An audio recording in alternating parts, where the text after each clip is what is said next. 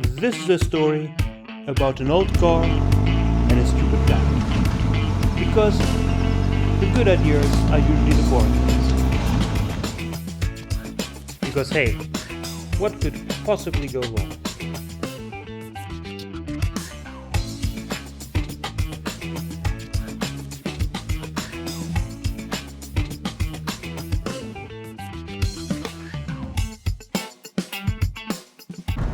Okay guys, I'm 92 kilometers from Ekaterinburg. My right rear wheel bearing has left. Okay, it's interesting. If I go slow, it makes big noises. And if I go a bit quicker, it stops. Maybe it's because of the momentum of the turning wheel that it then evens out and turns kind of round without wobbling around, which it does if I go slow. I don't know. But it doesn't feel right what I'm doing. I mean, it's majorly fucked, that wheel bearing. I mean, it's not a bit fucked, it's majorly fucked. It's moving centimeters. And I still have 86 kilometers to go to Yekaterinburg. Well, I'm quite optimistic to find a new wheel bearing, but I hope I make it there without the wheel falling off. So this year is not fun, not good. Theodore's like a cat. If he feels bad, he doesn't show it. I mean, it's absolutely not okay what's happening back there, and I'm just driving here 70 kilometers an hour. It's completely smooth, no noise. And the wheel is, well, not connected as it should be.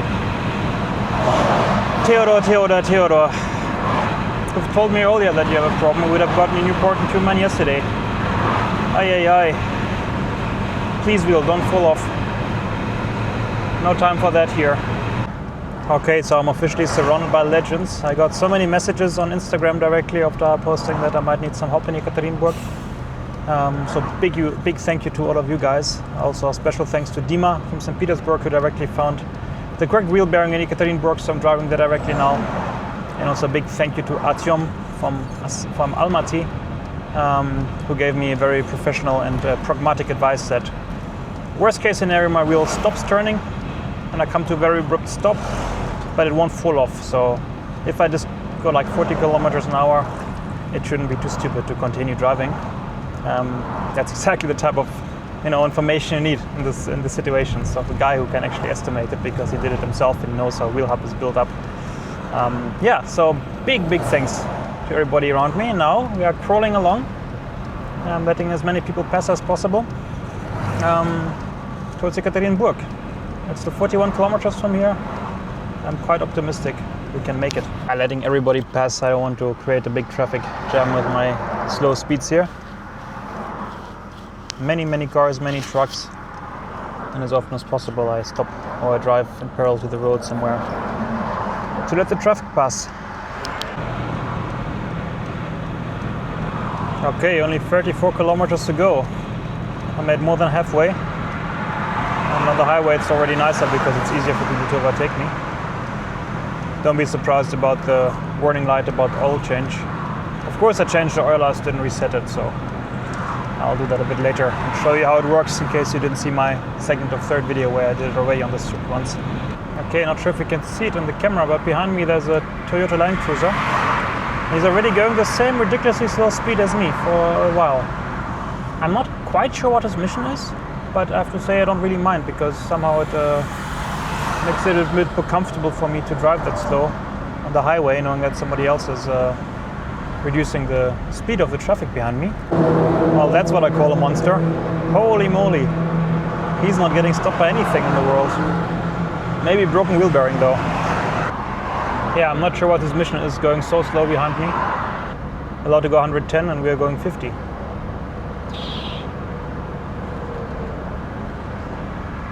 Yeah, I think this Land Cruiser are just really old guys that are holding up the traffic a bit.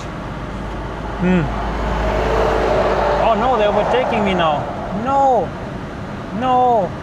Very slowly though. Very slowly. They go.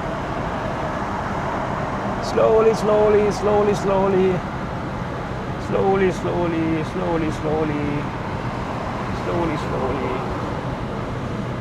Huh. Okay, there were no secret agents. I guess they're just blind and deaf. Anyway, thanks for the company. Yeah, arriving in Yekaterinburg. And I have to say, Ekaterinburg brings up many memories because Back in 2016, I lived here for half a year almost. I was studying for one semester, part of our exchange program.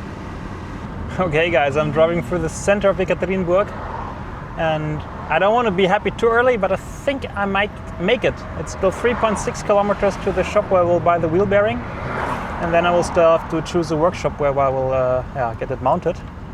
But I mean, this is all really in reach now, so fingers crossed. But I think this wheel bearing odyssey is taking a good quick fix, thanks to the help of amazing guys of this amazing community. Okay guys, shopping escalated. I bought parts for about 140 euros. I got 3 wheel bearings, one for the front because one was changed already in Kazakhstan, both for the back, and then still some parts for the rear axle. And right now I'm heading to a workshop. Big shout out to the Instagram community for finding a workshop, making an appointment for me. They're waiting already, but it's on the other side of the city, so it's 10 kilometers ride. Let's hope Theodor will make it with its broken wheel bearing in the back. But next to me is a nice bag full of goodies for Theodor after all this strenuous kilometers. On the right side you can see the city hall with the tower, and right before that is a shopping mall, Passage. And I remember that I think it was subject to quite a lot of unhappiness in the population because the probably oligarch who built it, well, basically gave it a even more presentative space than the city hall next to it because it's standing a bit further back. Taking a bit the focus away from the old city hall. And I'm standing in front of a workshop waiting for them to have some time. Okay, it's not my day today. First the wheel bearing broke. Managed to get to Ekaterinburg, found the parts. Nice guy made an appointment for a workshop. Then the workshop suddenly decided, nope, it's too much work, they cannot do today. Cannot imagine one wheel bearing takes 4 hours, to be honest. Then Dima, my friend from St. Petersburg, organized me another appointment for tomorrow morning. So I have this option, but also that doesn't sound that great because some locals said this workshop doesn't have the best reputation and it's supposed to be like 100 euros for one side, which is also kind of crazy expensive, I think. And now I'm driving Theodor with the broken wheel bearing. I'm already searching for 2 hours for a spot to sleep. I mean, I thought I know Ekaterinburg because I lived here a long time ago. So I drove to a lake where I used to go running once a week, every Sunday. But apparently since 2016 things changed. In these 9 years, now it's full of people. You may not drive there anymore. The lakeside is closed off for vehicles. And I cannot just camp on the main parking lot. I mean, so now I'm spooking around. I already tried 3 options, they all didn't work. Hoping to find a place to sleep. And I really want to also have a swim in the lake with a lot of shampoo because I feel super sticky after this hot, long and tiring day. So I'm heading back to Satash from a different side. It's a lake I tried before, which was too busy. And I decided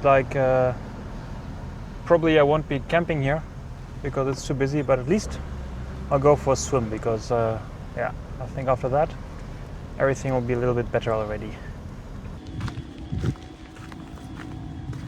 Okay, time for a well-deserved bath in the Satash lake. Okay, so I had a, let's say so-so night right at the Satash lake, which is behind me. And this is a parking lot. And in the morning some fishermen came already. At night there were also some people doing random stuff. Well, I was parking right there sleeping, so not the most relaxing night on this trip. But I slept in my tent anyway. And got a few hours of sleep. I remember me going yesterday very motivated to the lake for a swim to get finally a small wash. Well, I was so, unsatisfied with the situation I even stopped vlogging. I mean, it's beautiful, but look at the water, it's completely green. And I'm not sure I'll be clean afterwards than before. So no swim yesterday. But now I'm sitting here, it's morning, and I just prepared a small coffee. And it's a quite slow morning because I still have a lot of time until my workshop appointment at 10:30. I woke up at 6, so we fixed Theodor's rear light and relaxed a bit, made coffee. Not a bad spot for that here. Еще чуть-чуть. Так, плюс. Да, плюс там, да, это плюс. Я с той стороны зайду. Да, как-то не работает, я старт тоже мой. Заводите. Да, я думаю.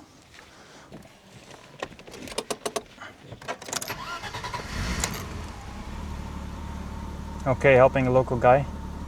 His battery's dead. Работает? Надо немножко подождать. Да, подождать чуть-чуть, да. А. Все. Дальше уже зарядится. Спасибо. Не за что, не за что. Аккуратно, аккуратно.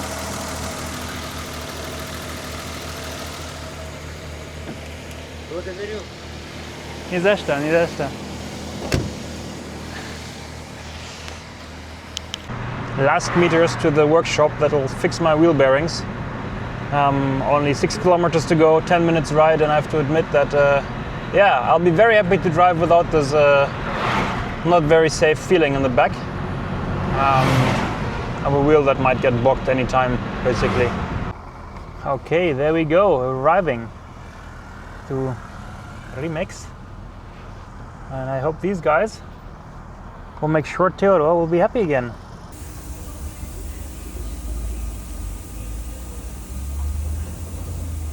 Все нашел?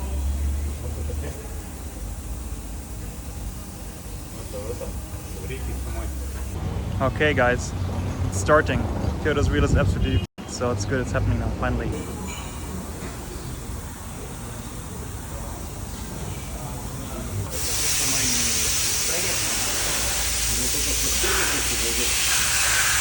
Had a relaxed day with Sergey, the guy who organized the workshop appointment. He showed me around Yekaterinburg a bit, and as you can see, I'm sitting back in Theodor because this good old guy is back on the road. Both rear wheel bearings were changed. It took about 5 or 6 hours and cost me about 8 euros. So yeah, 80 euros for 6 hours work. Definitely fair. And I'm very happy to be back on the road again because Theodor is also a sense of freedom, of course. Okay, so Yekaterinburg, we made a small tour of it today. Really developed nicely. It's absolutely beautiful. Right now I'm at the park. Directly behind the park is a ballet or the opera building, theater. And the only place it's not nice, a bit fucked up, is my hotel. Because I got the cheapest hotel in the center of Ekaterinburg. And this is it behind me. It actually looks abandoned. Even some stuff growing on it. But surprise, surprise, it's not abandoned. And I got the night there for like 25 euros. And that was, I guess, one of the most expensive rooms with private bathroom. Yeah. Theodor's parking in front of it. And I'll show you how this hotel looks from the inside now.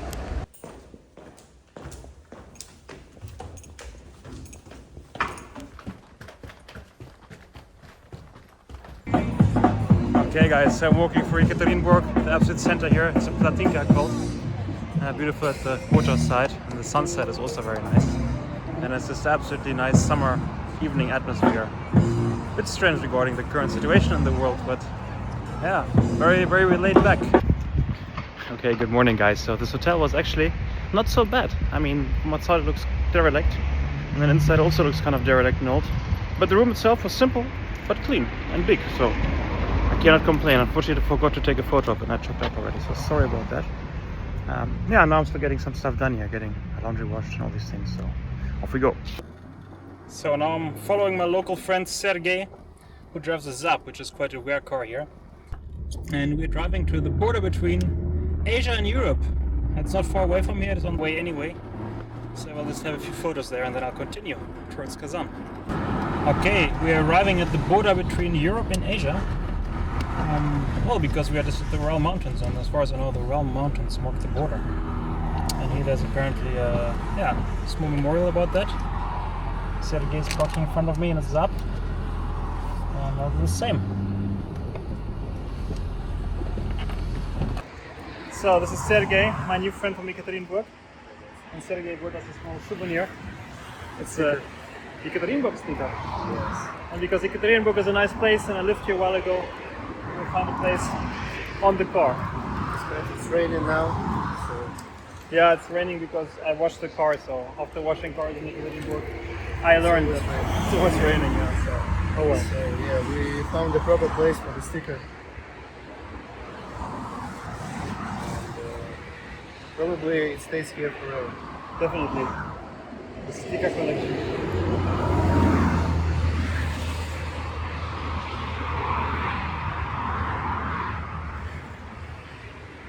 All right, done. Perfect. So now officially upgraded after the Urals.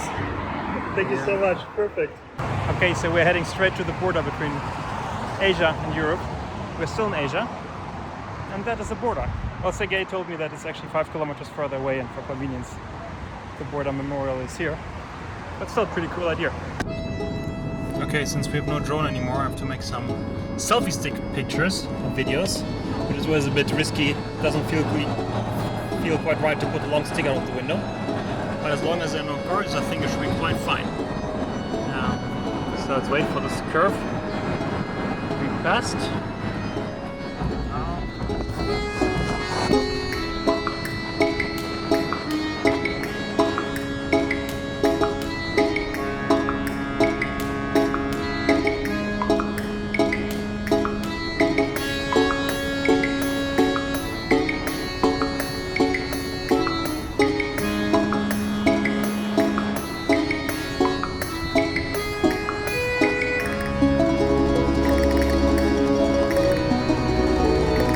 Straight to a camping spot which is next to a lake. But before that I have to cross the village of Kalsk. And yeah, it's very small and authentic here, old houses, very, very beautiful. And people look at me like, what the hell is this guy doing here? Yeah, the Ural Mountains, a very old mountain range, and they go all the way from the Arctic Kazakhstan, and they form like a natural border from Europe to Asia. They're actually mountains. I mean, right now you can maybe see it a bit over there. It's a very small ski resort on top of it, so you can go skiing here in winter.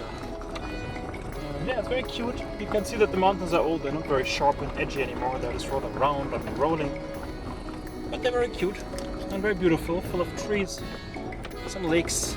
It's a very beautiful place. And now I'm heading straight into the forest to my designated camping spot. And I don't think I would have found it without using the park for a night, so yeah, it looks quite promising.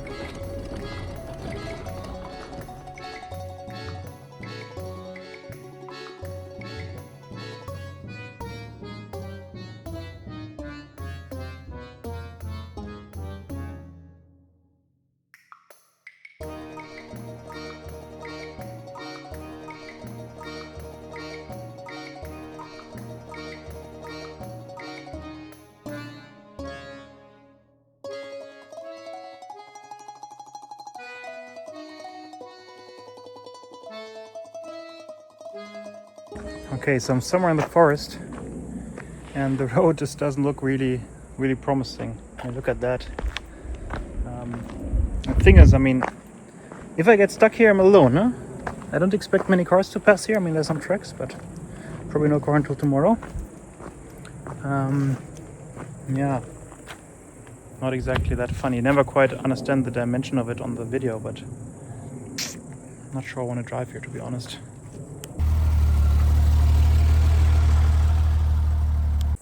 Okay, so I just drove back this little track a little bit in this direction, and look, I found a perfect camping spot here just next to the path.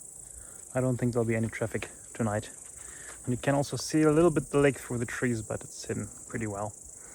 Still, very nice spot, very quiet. A few mosquitoes, but not too many. Perfect place for a camp tonight. Well, that was a very comfortable camp somewhere in the Ural Mountains. And now I have a big day ahead because I want to drive quite far towards Kazan, and it's over 1,000 kilometers, I think. Well, no, over 10 hours. Not sure what kilometers actually. Just want to see a few things on the way, so it'll be a long day on the road. Hopefully with a few nice things to see. But first, I'm fighting myself back through this beautiful little forest track.